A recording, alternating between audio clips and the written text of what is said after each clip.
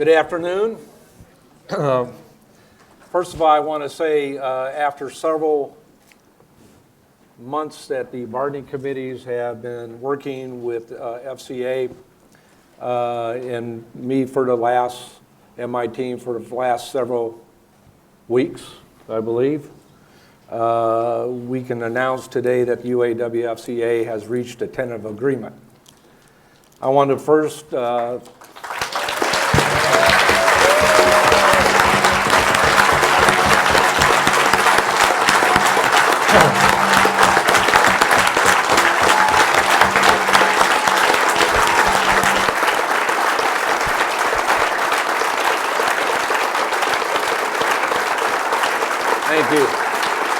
Thank you. So I also want to thank UAW Vice President Jimmy Suttles, Cindy Estrada, and Norwood Jewell for working together to determine and select FCA as a targeted company. We did that. That was a collective decision, not just mine alone. I want to also thank the bargaining team for their hard work, their dedication, honesty through this process. They have really served their membership very well. I want to also say I believe that we could have gotten an agreement with the other companies, but the bargaining teams everywhere are prepared and engaged right now in their discussions. FCA, I can tell you under Sergio's leadership, is a different company today than it was some years ago. Our relationship is very unique. We have one of those relationships that we debate often about philosophy, the economy, engineering process, and multiple things, which is very unusual. And the one thing that we have found with FCA today that is different than yesterday is the UAW can disagree strongly, and the FCA can disagree just as strong with us and still get up the next day and continue discussions as that was yesterday. Now what are we going to do today? Our process now is that the UAW-IEB will review the tentative agreement and then vote. The councils will then be presented the TA, they will vote, and then ultimately the membership will vote. Today we won't be talking about the TA details until we have met with our leadership. I can say I believe the TA is balanced, still keeps us in a competitive place. And the UAW set 3 goals when we started this process, and we will continue this process in the next 2 set of negotiations. 1, we wanted to start giving a path to our membership. We wanted to reward the UAW members for their sacrifices that they had made over the past several years.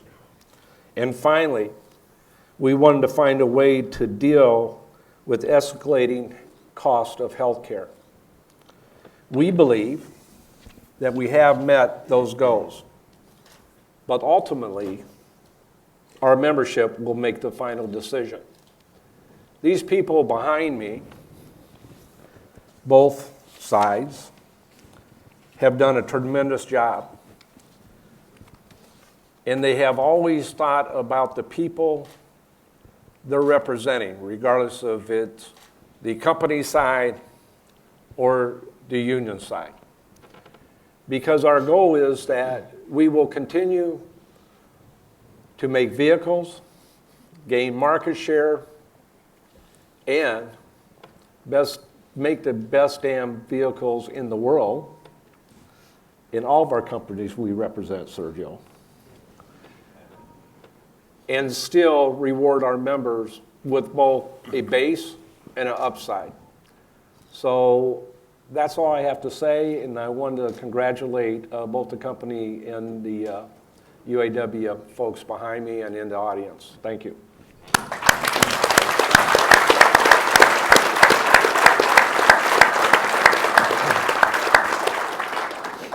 I have no prepared remarks, so I'm just going to wing it. But a couple of comments. The first one is that you know you've been doing this for too long when you go to the bathroom and you can't find towels to dry your hands.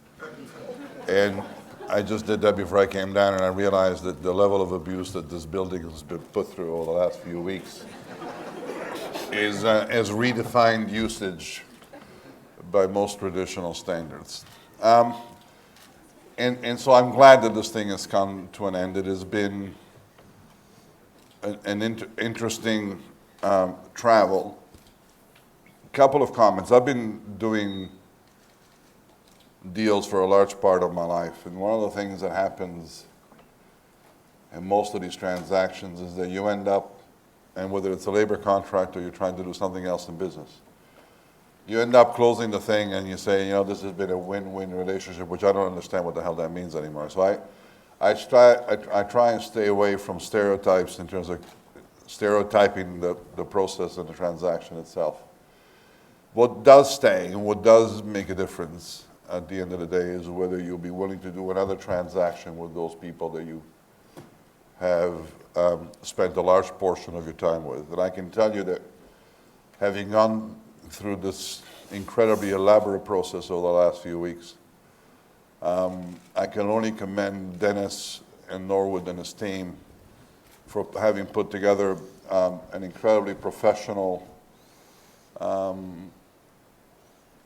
engagement with FCA that has allowed us to bring this to a conclusion. So the question is, do you respect UAW today more than you did before you started? And usually the answer is no, and in this particular case, the answer is yes. And I've grown a phenomenal amount of respect for Norwood, whom I did not know until this process, and for Dennis for having managed some rather intricate set of details in bringing us to this point. My final comment has to do with the substance of the agreement, which Dennis and I have agreed we will not disclose. But there were some broad concepts that underpinned the negotiations, one of which had to do with the inequitable nature of this Tier 1, Tier 2 arrangement that we've had in our system now since 2007. And so I think that the team has crafted what I consider to be a very carefully thought through process whereby that issue will go away. And it will go away over time, but in exchange for which I think that people who are now part of FCA and who join our organization will have both an opportunity to engage in a trajectory or career development, but they will actually enjoy the benefit of having achieved some significant milestones in terms of the achievement of particular objectives in world-class manufacturing quality, and even their own career progression in terms of actually moving up the chain of leadership. The other integral part of all this is that we have tackled, and I wholeheartedly share Dennis's view about this, on which he's been public, and which I echo here, is that we need to find a cost-effective way of managing healthcare costs. And so his suggestion to effectively look at the co-op arrangement to rely on what we have learned through the VIBA structure and really benefit a much larger population in terms of purchasing capability and administration of the process is something which is very close to us. I think it's embedded in spirit in the agreement, and I sincerely hope that it gets implemented. The economics of the deal are almost irrelevant, and they're important. They're important to our financial health, but they're almost irrelevant in the sense that this deals now with one side of the challenge that we face in the automotive industry. It deals with creating a workable environment for our workforce to come and join this industry and effectively have an intelligent and rewarding career as they progress through the ranks. The other side of this, which is something that I've been public on, which has to do with the capital usage of this business, is something which remains unsolved. And it makes the labor side sort of pale in comparison, given the magnitude of the potential synergies and the benefits that we would be deriving from an intelligent approach to that issue.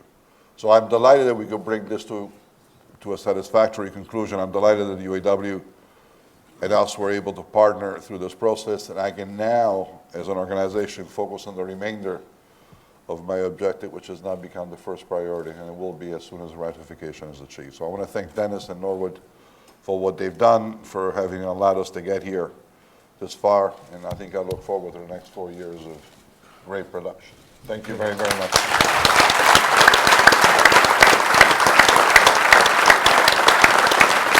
Thank you, Cliff.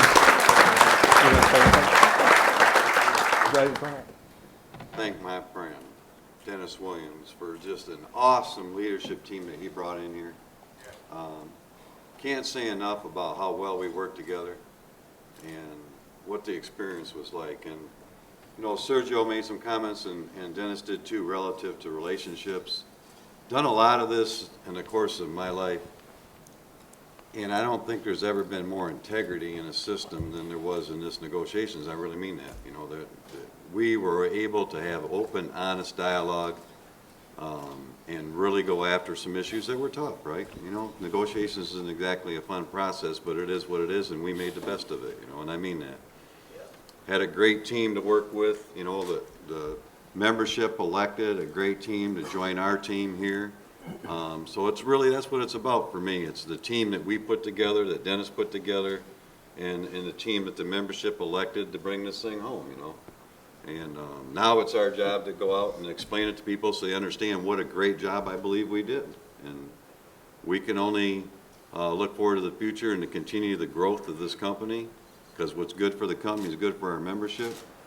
And I'll just look forward to a long time of working with these guys and trying to figure out how to keep doing things better and better every year. So that's right.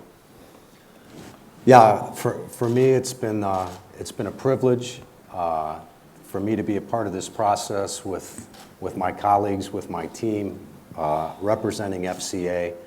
I can tell you just from personal experience, because I've worked at this company for 30 years, I've never been more proud of the people. I've never been more proud of the products that we're putting on the road. We're more disciplined, we're more focused. WCM has brought a lot of integrity to the shop floor and the way we operate the shop floor. And it's been a great experience. And for me also, I didn't know Norwood Jewell 3 months ago.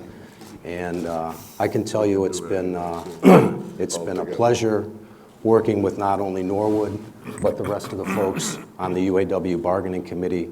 And I thank everybody for their perseverance, their patience, and we're going to continue to do great things in the market and take this company from good to great. So thank you very much.